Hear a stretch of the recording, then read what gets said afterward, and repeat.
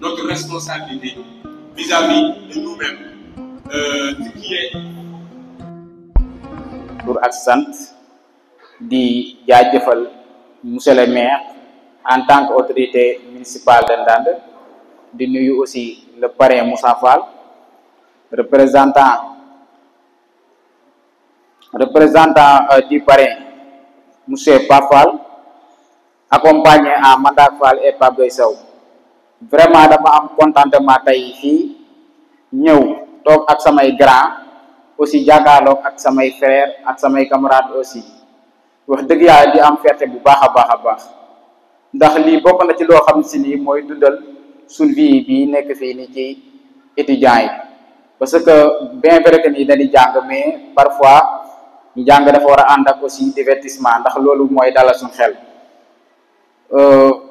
Exemple ñu nekk ci sàmb rek xëy di dem di gàddu saak di jàngi peut-être ak la pression sociale yi peut-être mën nañoo jural ay feebar manto wala yu maanaam yu ci bari daal ba tax na journée yii nii presque du ñun rek ñoo koy def presque amical yëpp fii moo baaxoo di def ay journée 48 heures wala ay ce genre d'organisation pour mettre à l'aise les étudiants mais aussi pour épanouir maanaam le besoin des étudiants.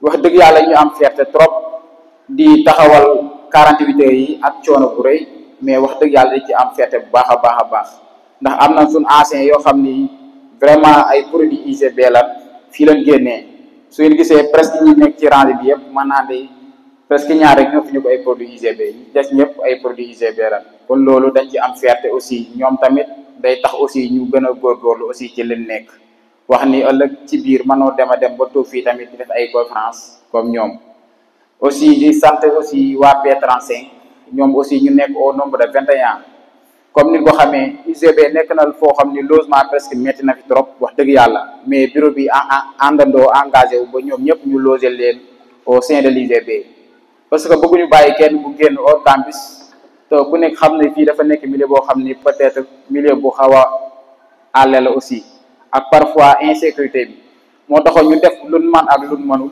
ba taxawal lii aussi ba tax ñoom it ñu nekk ci biir campus bi di dund ak ñun ñuy gisandoo defandoo lépp bien vrai que nag am nañ ay contraintes comme lu ci mel ay contraintes budgétaires mais loolu taxul ndax loolu noonu ay deuxième la yaakaar naa suñu engagé woo xam ni bëgg rek yaakaar naa ni loolu noonu war a nekk loo xam si moom moo ñu handicapé pour ñu def lii kon ñi ngi sant ñi teew ñëpp ak sama xar yi ak sama grand yi wax dëgg yàlla di kontaan lool di wax ne sama xol dafa sedd vraiment dafa sedd kon dama leen di ñaanal yàlla rek kenn ku ne ki ñi teew fii kenn ku ne la nga bëgg ak ñi amoon yéene teew te teewuñu kenn ku ne li nga bëgg yàlla defal la ko wasalaam.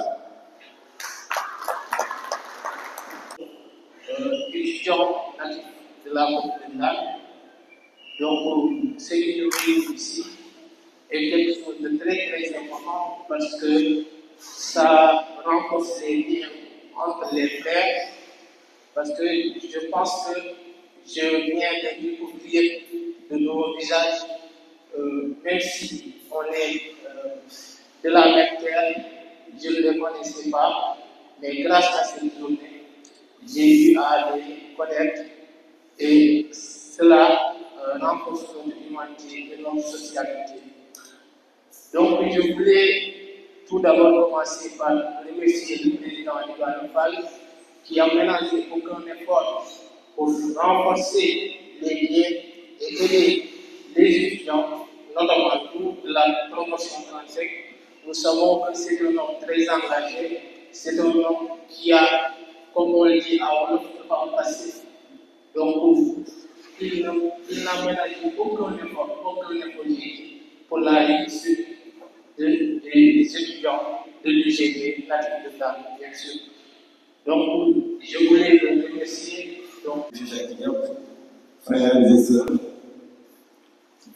en tant que représentant du premier magistrat de la commune de Ndande, M. le maire, nul était son voyage arrêtant, il serait présent.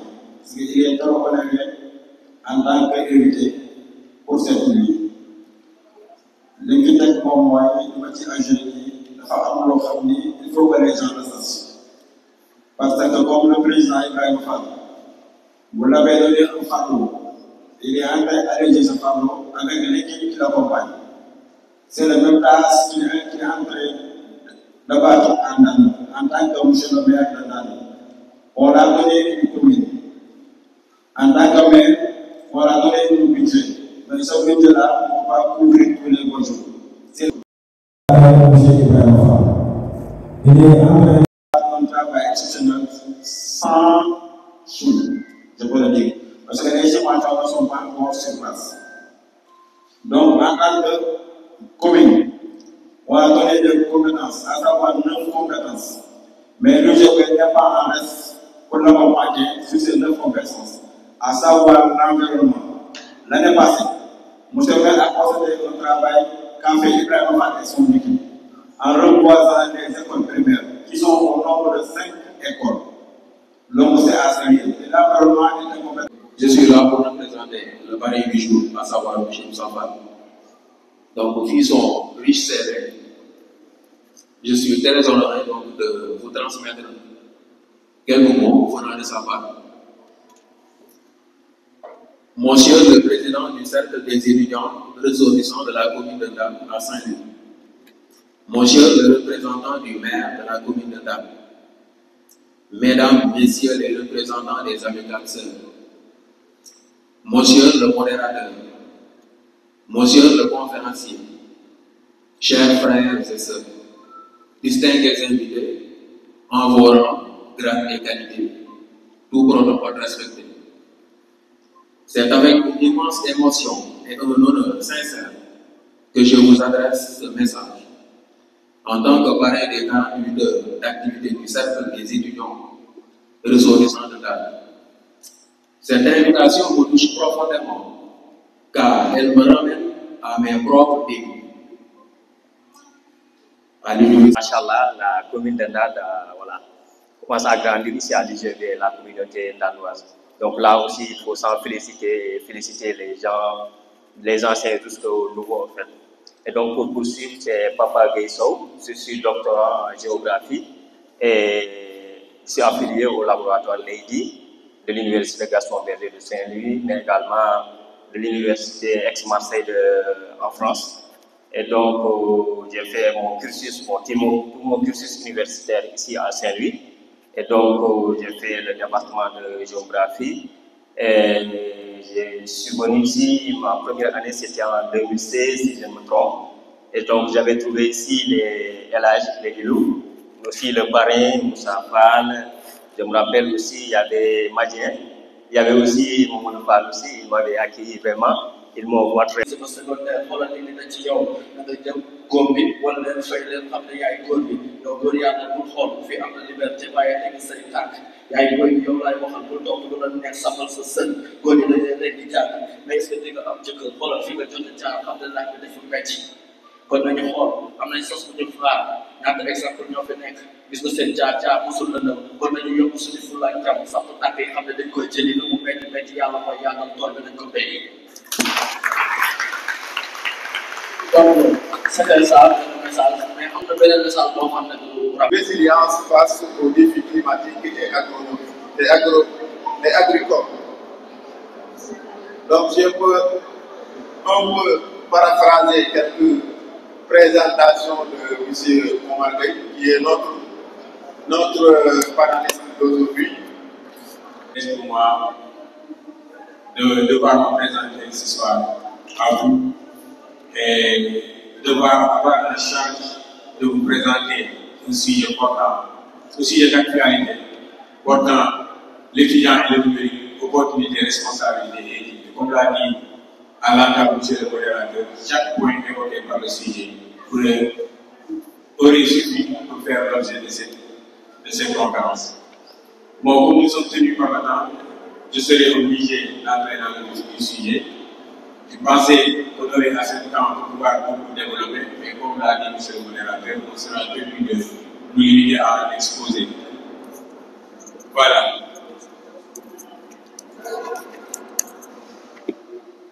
tous, certainement, vous avez une fois entendu parler du numérique et actuellement, sans doute, avec les communications digitales, c'est devenu très fréquent.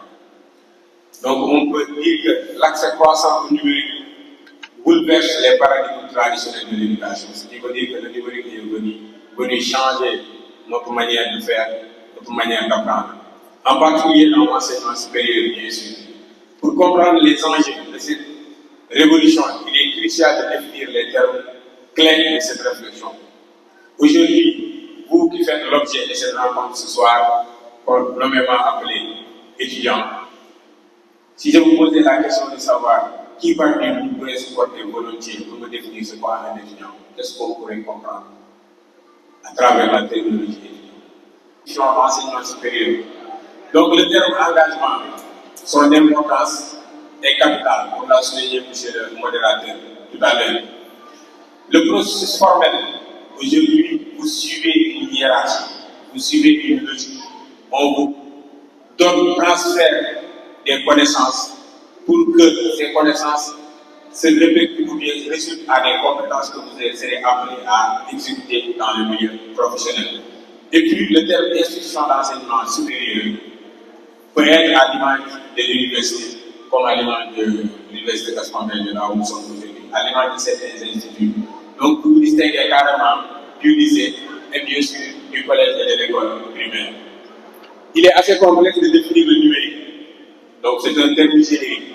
Donc, comme toute définition, on va essayer d'en proposer une par un auteur qui est très reconnu, appelé Milad Daoui, qui le définit comme étant l'ensemble des technologies pratiques à usage lié à la représentation et au travail de l'information par le système informatique.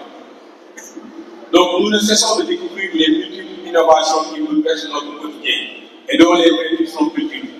De nombreux auteurs parlent des bouleversements occasionnés à ces derniers, donc le développement du numérique. Certains évoquent même le terme révolution, qui veut dire qu'il y a quelque chose qui était là. Et avec l'arrivée d'une nouvelle chose, il y a un changement considérable. Le numérique concerne à la fois ce qui est matériel, qu'on appelle en anglais hardware, et qui veut dire ordinateur, par exemple, les tablettes, les téléphones. Donc ce qui est matériel palpable. Mais également, ça concerne le software de l'anglais, donc traitement des textes. Donc ceux qui ont fait l'informatique savent ce que je dis à ce niveau. Le Sénégal n'a pas échappé à cette logique en adoptant le plan stratégique de développement de l'enseignement supérieur, PSDS, de l'Université virtuelle du Sénégal. Je pense que je ne me trompe pas, c'était avec le professeur Marie-Dorian, incarnant cette volonté de moderniser le numérique. Donc, si on revient sur les points essentiels de notre sujet, on va essayer de camper le débat sur un point. D'abord, après l'opportunité qu'offre le numérique à l'étudiant.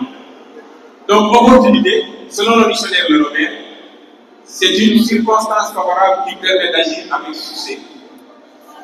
Moi, par exemple, quand j'entends la terminologie opportunité, ça me fait penser à une citation de grand savant qui disait que l'être humain doit tâcher de se préparer à cette opportunité, car il est mieux de se préparer et de ne pas avoir une opportunité, d'avoir une opportunité en face que l'on ne peut pas saisir parce qu'on ne s'est pas préparé. Donc, vous dites que l'opportunité ne vient pas du hasard, c'est une circonstance. Aujourd'hui, vous dites que vous avez l'opportunité de me recevoir, mais moi je dirais que j'ai eu l'opportunité d'être là et de partager avec vous le modeste savoir que j'ai en moi. Donc, c'est les conséquences d'une préparation. Donc, ça vient de façon circonstancielle et permet d'agir pour accéder à un succès. Donc, les avantages du numérique pour l'étudiant, donc le sujet a été très bien limité. Le numérique permet à l'étudiant d'accéder aux connaissances abondantes et diversifiées. Comme par exemple, on peut citer comme exemple les plateformes de recherche comme Google Scholar, une plateforme à travers laquelle, avec une délimitation de vos formules de recherche, vous pouvez accéder à des documents scientifiques de référence. Il y a également Research Gate comme exemple où vous pouvez avoir des documents similaires. Avec le numérique aussi, les étudiants peuvent avoir accès à ce qu'on appelle les cours. Ce massif open online aussi, c'est-à-dire les cours ouverts et massifs. Je peux vous donner l'exemple, si vous avez vos notes, de vérifier ou bien d'aller consulter, par exemple, je ne sais pas pour faire une publicité, mais quand même c'est des sites de l'EPR, course ERA, où vous aurez à l'environ de ouvert aux environs de 350 universités entreprises de premier plan, avec plus de 10 000 programmes d'apprentissage. Il y a des informatiques qui vous apprend l'informatique gratuitement, le langage, la science de données et les sciences d'ingénierie. Vous avez également Facebook, France Université Numérique, du massif open online courses, qui est de la France et de l'applicabilité de ces informations, de l'adaptabilité de ces informations. La dépendance excessive et l'isolement. Également, le numérique peut nous conduire à une dépendance excessive sans qu'on s'en rende compte.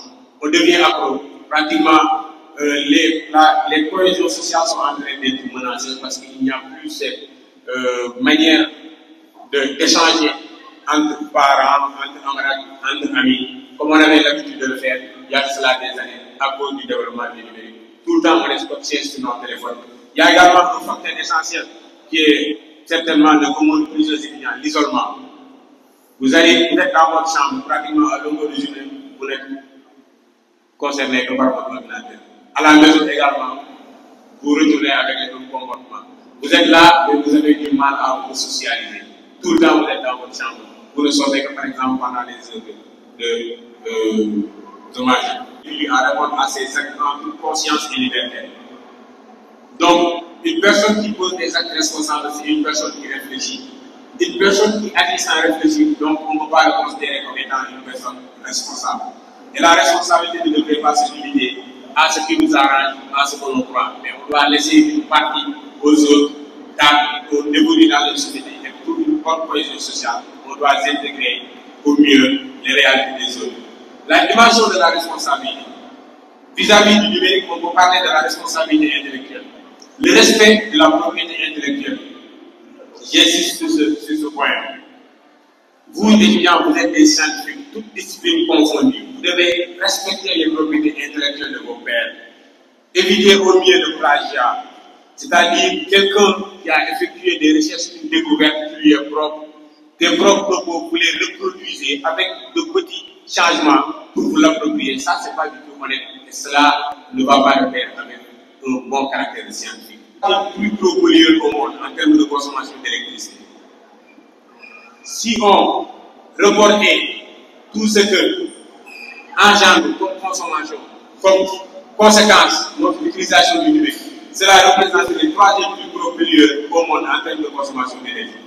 Et ceci est dit par l'American Ceramic Society. Regardez une vidéo en live, une vidéo haute définition pendant 1 heure de temps environ. Dégagez environ 100 à 200 grammes de CO2, qui est un gaz à effet de serre qui contribue au réchauffement climatique. Et ceci est avancé par l'Agence internationale de l'énergie, IEA, estimation faite en 2019. D'autres études évoquent une fourchette plus large, allant de 150 à 1000 grammes de gaz à effet de gaz carbonique pour des activités. Tâchez d'utiliser cela dans une logique d'étudiants vis-à-vis du numérique, de l'usage responsable du numérique, afin d'aider au lieu de nuire. Il y a de ces choses qui sont en train de faire la toile. Je ne vais pas nommément les citer, que certainement vous connaissez. Et c'est via l'utilisation inappropriée du numérique que beaucoup de vies ont été détruites ou salies. Des générations même. La conscience des biais des algorithmes. Parfois aussi, le numérique, ça veut dire que c'est des outils, des logiciels, c'est des conséquences d'une programmation. Parfois, ils peuvent être victimes de ce qu'on peut appeler une sorte de folie, en plus peu d'informations. Et l'information que vous allez tirer à partir de cet instant ne sera pas avérée. Donc, en perspective, pour finir, sur le meilleur usage du numérique dans l'enseignement supérieur, on a fait appel à l'État du Sénégal, on a fait appel aux partenaires de l'État du Sénégal, aux organismes non gouvernementaux, aux sociétés civiles, afin de travailler bien dans la paix et d'en faire une préoccupation collective, de renforcer les infrastructures numériques au mieux. accélérer l'accès ou bien renforcer l'accès égalitaire à Internet à haut débit et équipement. Donc, la formation continue des étudiants et des enseignants. Parce que, comme on dit, l'exigence logique. Vous avez un peu évoqué la question de l'emploi par rapport aux opportunités présentes au numérique. Mais j'aimerais mieux aussi insister sur ça. Parce qu'aujourd'hui, le Sénégal, l'emploi est un défi au Sénégal. Parce que chaque année, plus de 300 000 entrent en avance de l'emploi, alors qu'il y a que 30 000 qui sont créés. Est-ce qu'aujourd'hui, on peut se fier seulement sur l'emploi des jeunes et le numérique présente une opportunité claire pour ce qui est des questions d'emploi? Deuxièmement, ça va être un peu sur la recherche. Je ne pense pas qu'aujourd'hui on parle de numérique sans parler des intelligences artificielles. Alors, avec aujourd'hui le ChatGPT, comment aujourd'hui les étudiants peuvent faire de recherches? Parce que voilà, il y a des conséquences négatives en question. Voilà. Maintenant, par rapport à la responsabilité, toujours comme disait tu vas faire debout pour le travail et pour mettre avant tout le soir. Debout en nous rappelant devant chaque soir, chaque action, la pensée devant le temps. Demandons-nous chaque fois que nous sommes dans les d'avoir un comportement honnête, ce que serait la vie que ça peut faire pour nous.